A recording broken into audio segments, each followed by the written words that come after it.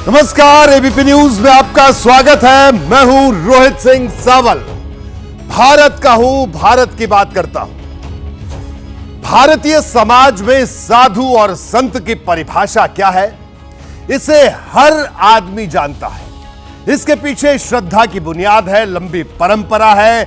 यह परिभाषा कभी सियासत की स्याही से नहीं लिखी गई, लेकिन राजनीति कहां घुसपैठ कर जाए कोई नहीं जानता। उत्तर प्रदेश की सियासी रणभूमि में इस वक्त यही हो रहा है। अखिलेश यादव ने आज मुख्यमंत्री योगी पर छायावादी तंज किया। इसमें उन्होंने असली संत महंत की पहचान के तरीके बताए। इस पर बीजेपी आपे से बाहर हो गई। भारत की बात में इसके साथ ही आपको दिखाऊंगा भगवान के प्रसाद पर महाभारत की वो खबर जिसने तिरुपति से लेकर दिल्ली तक का माहौल गरमा रखा है।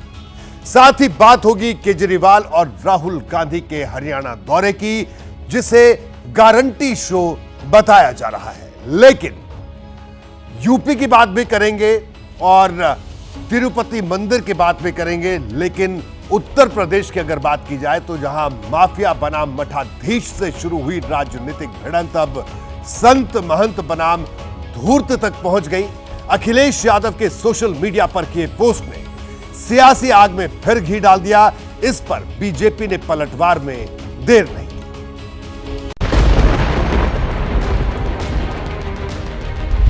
कभी किसी साधु संत ऋषि मुनि आचार्य किसी के बारे में हम समाजवादियों ने कभी टिप्पणी नहीं की होगी। हाँ, हम लोगों ने टिप्पणी जो की है वो मठाधीश मुख्यमंत्री जी की टिप्पणी। कन्नौज की रणभूमि से एक बार फिर अखिलेश यादव ने मठाधीश के मुद्दे पर सीएम योगी पर चुभने वाला हमला बोलकर ये साफ कर दिया कि अभी उनके ऐसे बयान उपचुनाव का पारा और चढ़ाएंगे। जनता 10 की 10 सीटें हराएगी बीजेपी को। न केवल विधानसभा हारेंगे बल्कि कुर्सी भी छिन जाएगी। सीएम योगी पर किए गए इस हमले का हिसाब इस बार उप मुख्यमंत्री केशव प्रसाद मौर्य ने बराबर कर दिया। वो जब संतों का अपमान करते हैं तो वो एक संत का नहीं होता, वो एक संत का होता है, पूरे समाज का अपमान होता है। इस ताजा आर पार की वजह अखिलेश यादव का एक सोशल मीडिया पोस्ट भी है। उन्होंने सोशल मीडिया प्लेटफॉर्म एक्स पर लिखा, भाषा से पहचानिए असली संत महंत, साधु वेश में घूमते जग में धूर्त अनंत। निशाना कहां है समझने वाले समझ गए। और बीजेपी ने अखिलेश के कमेंट को पूरे संत समाज के अपमान से जोड़ दिया। वो जब संतों का अपमान करते हैं तो वो एक संत का नहीं होता, पूरे समाज का अपमान होता है। जब से श्री अखिलेश यादव जी कांग्रेस के दरबारी बने हैं तब से इस प्रकार के उल्टे सीधे वो बयान देते हैं। ये पूरा विवाद तब और जोर पकड़ता दिख रहा है जब सुल्तानपुर डकैती कांड के मामले में एक और एनकाउंटर हुआ है।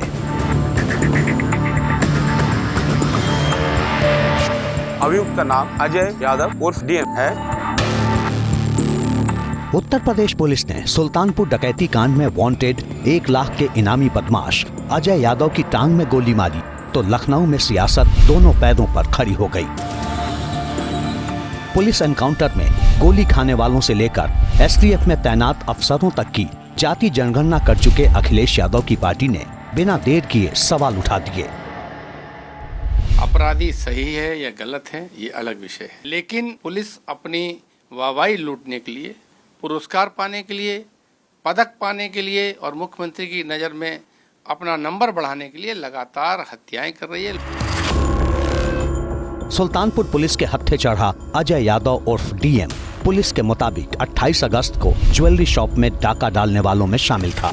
पुलिस ने उससे लूट की 4 किलो चांदी, 2 तमंचे और कारतूस बरामद किए हैं। पहले से कई मामलों में आरोपी अजय यादव भी उसी जौनपुर का रहने वाला है, जहां के मंगेश यादव को पुलिस सुल्तानपुर कांड में पहले ही ढेर कर चुकी है। पूरे प्रदेश को एक गिरोह की तरह चलाया जा रहा है जिसका काम केवल पॉलिटिकल टारगेटिंग है। वो जितना अपराधियों को बचाने की कोशिश कर रहे हैं, यूपी पुलिस अपराधियों को उतनी जल्दी ही जेल की सलाखों के पीछे पहुंचा रही है। अखिलेश यादव जी का दर्द खत्म ही नहीं हो पा रहा। बात तिरुपति बालाजी के लड्डू प्रसाद में चर्बी की मिलावट वाले विवाद की, जिस पर हो रही राजनीति का दायरा भी बढ़ गया है। बीजेपी से आस्था से खिलवाड़, तो कांग्रेस जानबूझकर खड़ा किया गया मुद्दा बता रही है। इस बीच प्रसाद विवाद में केंद्र सरकार की भी एंट्री हो गई, जो बालाजी के लड्डू प्रसाद की जांच खाने पीने की चीजों के मानक तय करने वाली एजेंसी FSSAI से कराने जा रही है।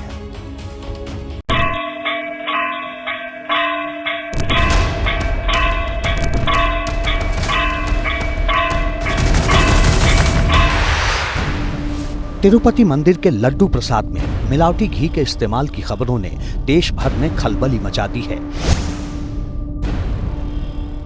श्रद्धालु हैरान हैं कि आखिर लड्डू में चर्बी वाले घी का इस्तेमाल कैसे हुआ। हम लोगों ने लड्डू बिल्कुल नहीं लिया। 10 लड्डू हर बार लेके जाते थे। इस बार ट्रैवलिंग के साथ जो 1 लड्डू मिलता है, बस वही 1 लड्डू लिए। पूरे मामले की जांच पर केंद्र सरकार की तरफ से बड़ा बयान आया। स्वास्थ्य मंत्री JP नड्डा ने कहा कि मैंने इस मुद्दे पर खुद आंध्र प्रदेश के मुख्यमंत्री चंद्रबाबू नायडू से बात की है। अब राज्य सरकार की तरफ से कराई गई जांच की रिपोर्ट की FSSAI की तरफ से छानबीन होगी। जो भी कानून के दायरे में और जो भी हमारी नियमावली food safety standards authority of India के तहत आती है, उसके तहत हम इस पर कार्रवाई करेंगे। विश्व प्रसिद्ध तिरुपति मंदिर करोड़ों हिंदुओं की श्रद्धा का केंद्र है, इसीलिए हर राजनीतिक दल के नेता कुछ भी कहने से पहले सावधानी बरत रहे हैं, लेकिन सियासत भी अपनी चाल में चल रही है। जो सूचना मिली है मैंने भी देखा है। मैं भी भक्त हूँ भगवान तिरुपति बालाजी का, भगवान रामलला का, और कहीं भी किसी तीर्थ स्थल में अगर इस प्रकार की शिकायत होगी तो वहाँ की सरकारें सब जो जरूरी कदम है उस पर उठाएंगी। हमारी आस्था के साथ भारी खिलवाड़ हुआ है। बीजेपी के तो साथ थे जगन रेड्डी, और अब चंद्रबाबू नायडू जी भी इन्हीं के साथ हैं, तो बीजेपी क्या भाषण दे रही है हमको? कहिए ना तुरंत एक्शन लें, क्यों बैठे हैं? माहौल बिगड़ने की इंतजार कर रहे हैं। वहीं आंध्र प्रदेश कांग्रेस की अध्यक्ष YS शर्मिला ने पूरे मामले की CBI जांच की मांग की है। We have also written to the Home Minister of India, Mr. Amit Shah, demanding for a CBI inquiry into this matter. Telugu Desam party ने YSR कांग्रेस पार्टी के खिलाफ मोर्चा खोल दिया है। आंध्र प्रदेश की सत्ताधारी पार्टी का सीधा आरोप है कि मंदिर ट्रस्ट में पूर्व CM जगन मोहन रेड्डी के संबंधियों की बड़ी भूमिका रही है और इस गड़बड़ी की जिम्मेदारी से वे बच नहीं सकते। दोनों चेयरपर्सन हैं, दोनों भी जगन मोहन रेड्डी के रिश्तेदार हैं। हम लोगों ने पहले दिन से ये बोल रहे हैं कि नहीं, इसके ऊपर समग्र विचारण होना चाहिए। बीजेपी लगातार ये आरोप दोहरा रही है कि मंदिर ट्रस्ट में दूसरे धर्मों के कुछ लोगों को जगह दिए जाने की वजह से ये घटना हुई है। ऐसे लड्डू को अपवित्र करना ये अक्षम अपराध है। पिछली सरकार के समय में TTD बोर्ड में कर्मचारियों की नियुक्ति करने के समय में अन्य धर्मों के लोगों को और नास्तिकों को नियुक्त किया गया। लगातार गर्माते विवाद के बीच तिरुमला तिरुपति देवस्थानम की सफाई सामने आई। There are various reasons why the quality of ghee is not up to the mark. We don't have any internal lab to test adulteration. And also there is no system of testing the quality of ghee for adulteration in outside labs also. Laddu विवाद पर अब आंध्र प्रदेश के पूर्व मुख्यमंत्री जगन मोहन रेड्डी ने मौजूदा CM Chandrababu Naidu पर तीखा हमला बोला है। उन्होंने नायडू पर तथ्यों को तोड़ मरोड़ कर पेश करने का आरोप लगाया है। जगन मोहन रेड्डी ने कहा कि मैं प्रधानमंत्री को पत्र लिख रहा हूं, मैं देश के मुख्य न्यायाधीश को एक चिट्ठी लिख रहा हूं, मैं उन्हें बताने वाला हूं कि कैसे चंद्रबाबू नायडू ने तथ्यों को तोड़ मरोड़ कर पेश किया और ऐसा करने के लिए उनके खिलाफ क्यों ना कार्रवाई की जानी चाहिए। हरियाणा में आज राहुल गांधी और अरविंद केजरीवाल का दौरा भी सुर्खियों में रहा। केजरीवाल यहां चुनावी रैली में शिरकत करने आए थे, तो राहुल गांधी अमेरिकी दौरे के दौरान एक भारतीय छात्र से किए गए वायदे को निभाने के लिए यहां आए थे। केजरीवाल ने खूब सियासी बयान दिए, तो राहुल खामोश रहकर कई संदेश दे गए। राहुल का दौरा भले ही चुनावी नहीं हो, लेकिन चुनाव पर गहरा असर जरूर डाल सकता है।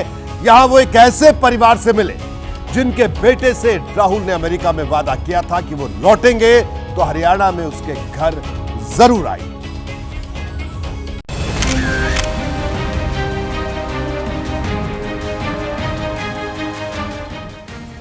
ये हरियाणा चुनाव का गारंटी शो है।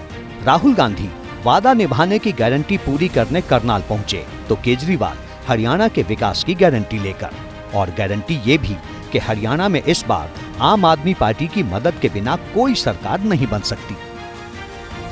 क्या दिया बीजेपी ने आपको? भ्रष्टाचार, बेरोजगारी, महंगाई और आपके बच्चों को नशा दिया उन्होंने, और कुछ नहीं दिया उन्होंने। इस बार पूरा हरियाणा बदलाव मांग रहा है। हरियाणा में यमुनानगर के जगाधरी पहुंचे केजरीवाल ने राम कथा से सीता माता का प्रसंग निकाला और दिल्ली वाला वादा दोहराया। और अगर दिल्ली की जनता को लगता है केजरीवाल ईमानदार है और दिल्ली की जनता मेरे को वोट देके जिताएगी, तभी मैं दोबारा सीएम की कुर्सी पे बैठूंगा। मुझे नहीं लगता किसी भी नेता ने आज तक इतनी हिम्मत की है इस तरह का बयान देने की।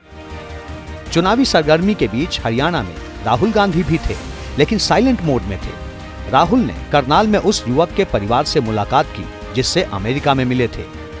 राहुल ने अमित कुमार के घर पहुंचकर वीडियो कॉल पर उससे बात भी की। ये सारे कोई उम्मीद नहीं कर रहा था कि ये आप जाके वहाँ बैठोगे और हमारी फैमिली से मिलोगे।